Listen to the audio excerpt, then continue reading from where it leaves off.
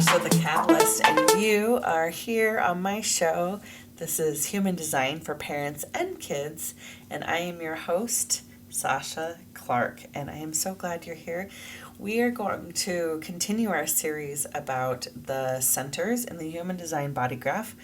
This month, we'll be talking about the head center and all of the wonderful energy that comes in the head center. But before we begin, I just want to say, give a great big shout out to all of my podcast guests that have been on my show in the last month. I am so honored and blessed to be colleagues of some of the most incredible human beings on the planet who are really just out putting themselves out there to try to help change the world for the better, to help people start living more in alignment with themselves, with their design, and with their understanding of their own higher power. So I just want to say a big thank you. If you haven't had a chance to listen to some of the great podcast hosts that I've had on the show in the last month, Leo season is coming to an end, but there has been a ton of great content out there. I really hope that you'll take some time to go back and listen to some of my friends talk about human design and talk about how they're helping change the world, and I may be inspired and blessed by that. So, and speaking of inspiration, we are going to, just in time for Virgo season, we are going to be talking about the gates of the head and the head center. And the reason I think that's ironic is because gate 64, the first gate in the head, is in Virgo in the astrological calendar. So the head gate is actually the gate of inspiration. It's kind of the bridge or the connection between the material plane and the quantum field, or what we would call like the bridge between the emotional self.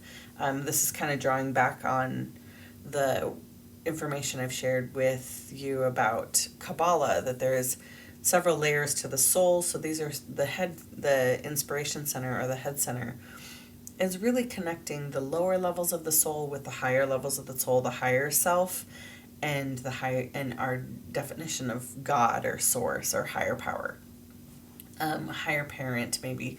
And you can pick whichever word for God suits you. I definitely have my own words that I use to relate to God myself.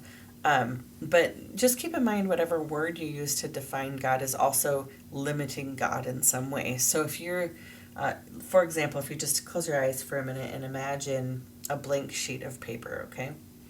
And the blank sheet of paper is all of the whiteness is all of the undefined aspects of God, the things that you haven't yet encountered, you haven't yet experienced or heard about, okay? And then you draw a circle, let's say it's about an inch in diameter, in the middle of the paper, and this is your definition of God. So now suddenly your definition, or your colored in part, is small compared to the infinite possibility that is. Right? So you've got this whole 8.5 by 11 sheet of paper that could be God, but you've defined it as this circle, right? When we limit ourselves to that circle, what happens is that we close off the ability for the infinite God to show us something about God's self. And so we begin to only relate to God through this one terminology or this one channel. And that really is limiting, because whatever so if we define God as he, we have suddenly cut off the possibility that God could be she or non-binary at all. If we decide that God is love, then that means that God never feels anything else but love. So we really need to be careful about the limitations we put on God. I don't want a God that's so small that I can stick it in my back pocket and boss it around. So that's my angle on it. So you do with it whatever you want. Back to the head gates. This is the gate, like I said, the center of inspiration. So we're going to just talk about each gate one at a time. But before we do that, I want to talk about the process through which we create. And I will remind you again at the end of the show about creating. So we're conditioned to get an inspiration in our head and then immediately turn it into a plan. Like, what's your plan here? And that actually is directionally coming from the divine down through the inspiration center of the head. If you're thinking of the body graph, it's that first triangle, and then immediately translating it into the second triangle that's upside down, the ajna center. But what we're really supposed to do, and I learned this from my teacher, Karen Curry Parker, is that the energy of the head is actually we're supposed to put that back out into the field of infinite possibility and let the universe, our unlimited version of the universe, right? Let the universe decide how to bring through our root center, through our body, through our experience, that inspiration into our experience, our material realm. And then we respond to it if we're a generator, or we get an invitation to it if we're a projector, or we get a clear sense of internal timing if we're a manifester or a manifesting generator that comes up from the root and through our body, right? Or if we're a reflector, we've waited through the 28 days and we feel in our body, in our experience, what it is that we're supposed to do next, okay?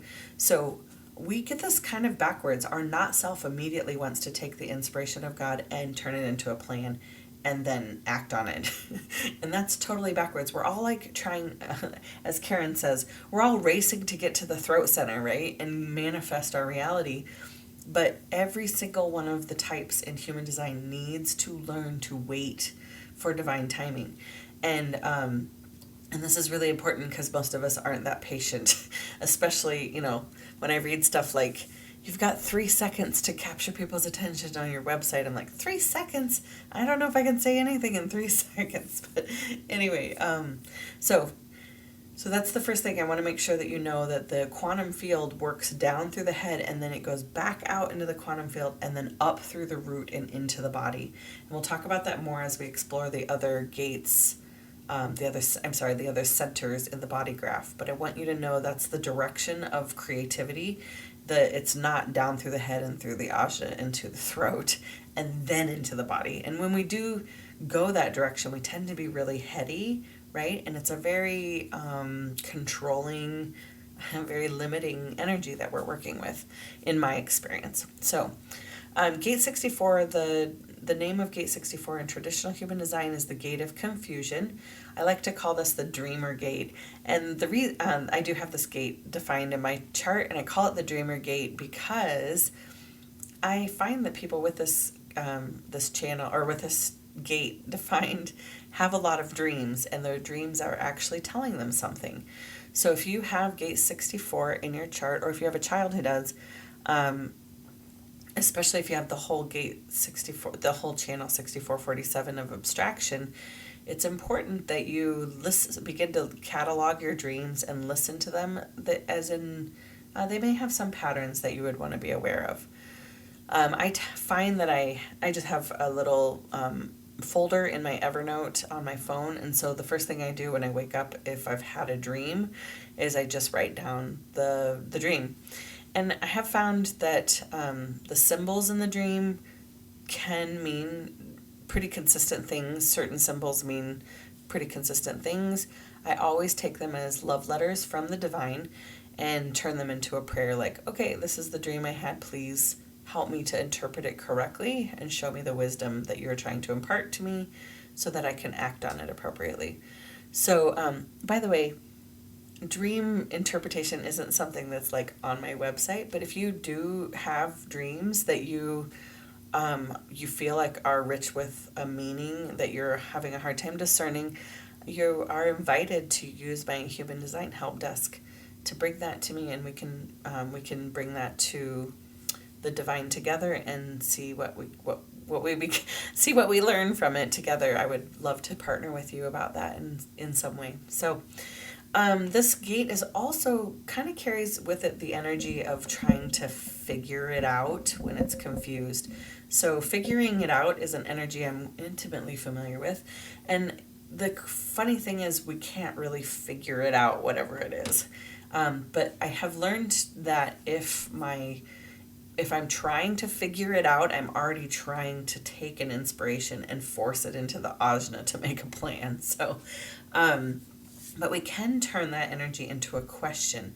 So again, if I'm feeling confused, if the gate 64 is, if I know what the next step is, but I don't really see the big picture, gate 64, that's actually how gate 64 works. It's like driving in the fog. Sometimes you can only see the next like tenth of a mile in front of you, and that's all you're responsible for with this gate, is just knowing what the next right step is.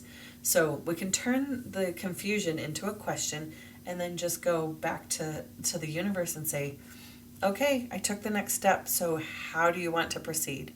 Or one time I remember the vehicle we were driving was on its like last leg, and it finally died in our driveway. And I remember closing the door as I was getting the kids out, and I looked up and I said, I can't wait to see how you're going to provide our next vehicle for us. And so like that's the energy of the figuring out too. Like I just surrender sometimes to knowing that I can't figure it out. I cannot. And just throwing it back into God's lap and saying, I can't wait to see how you figure this out. I also encourage anyone with gate 64, especially 6447, to keep an idea journal. So you'll have a lot of people with this energy have a lot of inspired ideas. Not all of them are meant for you to take action on. Again, so putting them, but loving them, cataloging them into a safe space where they can be loved for just the idea. They call them my idea babies. You never know. Someone might need one of those ideas in a week or two, or the universe might bring you an opportunity to act on those ideas. It's really cool to catalog them though and see like, wow, I've been sitting on that idea for like 6 months and it's now coming to fruition. So, okay, the next gate the affirmation for gate 64 is, I only need to see the next step to trust and step forward and take that next right action. I only need to see the next step to trust and step forward and take that next right action. Okay, gate 61 is in Capricorn, and gate 61 in traditional human design is called the gate of mystery. I like to call this gate the gate of the big aha moment. And I live to see this gate go like light up. This is one of my favorite gates. 6124. I actually don't have the gate 61 at all. I have, but I have the channel or the gate 24 and the ajna activated like 5 times in my chart. But anyway, this is a real individual aha moment channel. Or gate, excuse me. It's called the gate of mystery, the gate of inner truth, the gate of the big aha. And on a negative side, or on the lower frequency side of this gate, it tends to question like, why? Why is this happening? Why am I here? Why does it matter? A lot of questions about why. And when I was in my 20s, and first really exploring my relationship with the infinite divine, one of the patterns I started to notice in my own prayer life is that I asked why a lot. Even despite not having the gate 61 defined in my chart, I found myself just asking why. And what it usually sounded like was, unfortunately, self-pity. It was like, why is this happening? Why are you letting this happen to me? Why can't you fix this? Why won't you make this go away? And it was really like the opposite of acceptance in my life. And so I took a sabbatical from asking the question why for like 6 months and tried to creatively turn that energy into other questions. So rather than asking why is something happening to me, I would ask, what are you trying to teach me through this? What is the message I'm supposed to be hearing? How do you want me to respond? And those questions tended to bring me better answers. So I'm not saying that asking why is prohibited for anyone, because again, this is your personal relationship with your own energy. But really ask yourself, is there a better question I could ask? Becoming a master question asker is really like the game of the head gates and the head center. So flip it over, turn it into a different question. And then I really encourage anyone with this gate to be patient and wait for that aha to come. This is a real individual energy in the body graph. And so it's really the defining difference between knowledge, which is something you can acquire by learning things, reading about things, and wisdom, which comes from applying that knowledge into a real life circumstance and embodying it. So again, I don't need to know why something is the way it is. I don't need to know why the sky is blue in order to accept that it is blue.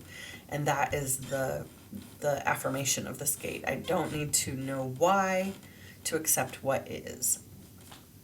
And again, just really, if you have gate 61 or 6124 or just the 24, I just encourage you to be patient and really breathe through the whys. Try to flip them around into different questions and be patient, because your aha will come. Your inner knowledge will be there. It's reliable for you. And the last gate of the head is gate 63. This is the gate of doubt, and this resides in the energy of Pisces. So the gate of doubt is usually responsible for asking questions like, what's wrong with you? What's wrong with me? What's wrong with this situation? And again, we need to turn those questions into better questions like, I wonder what else is possible.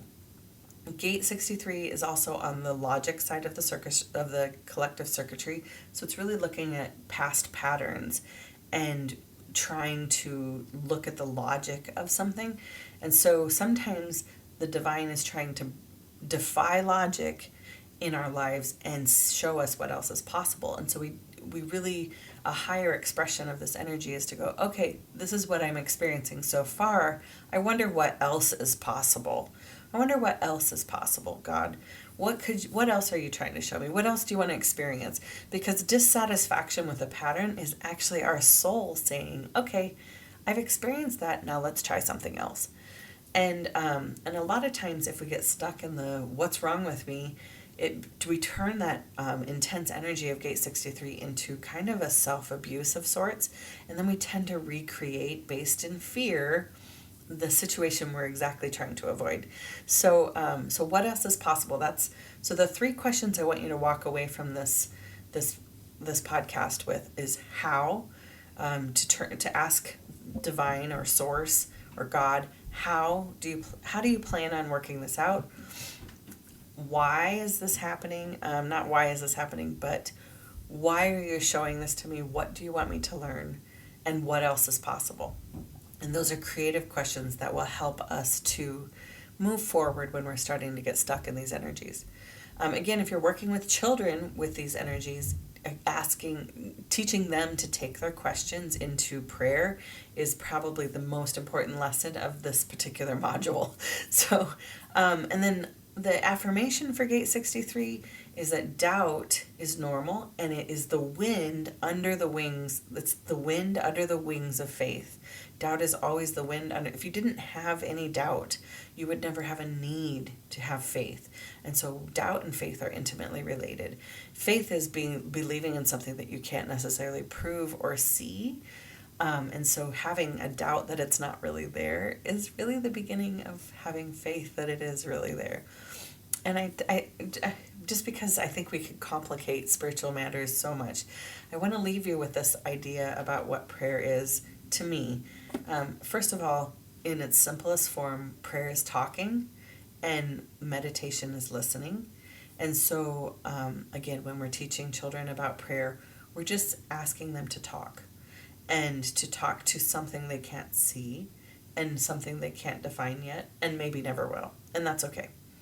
But then also listening and waiting and being patient for the answers to come through the root and into our manifest reality. But if you think of a light switch, all of us have light switches in our houses, right? It takes a great amount of faith for me to flip that switch on, and I trust deeply that when I flip the switch up, that the light will come on, and when I flip the switch down, the light will turn off. And that, in its simplest form, is faith. Faith is trust. I trust that something will happen, something predictable will happen if I just do these action steps of talking and listening. And so I'll leave you with that. I hope you have a wonderful, blessed week and a blessed Virgo season. And I hope to connect with you soon. You certainly can reach out to me. I'm at www.sashyaclark.com. And if you have any questions about the head center or about learning to harness these energies, I invite you to reach out to me and I would love to work with you. Okay, thank you. Shalom.